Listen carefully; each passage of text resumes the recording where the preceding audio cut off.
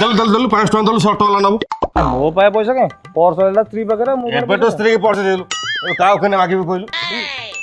ବାବୁ ଏଇଠୁ ଆଙ୍କ ପାଇଁ ଖାଇବୁ ମୁଁ ଷ୍ଟେଜ ଉପରେ ଦେବି ଆ ଦିଅ ଏକା କଥା ତ ଏଠି ଦବ କଣ ଷ୍ଟେଜ ଉପରେ ଦବ କଣ ଦିଅ ସେଇ ଏକା ଜିନିଷ ମୁଁ କାଢିକି କାମରେ ଲଗେଇବି ପୁରା 10 ଟଙ୍କା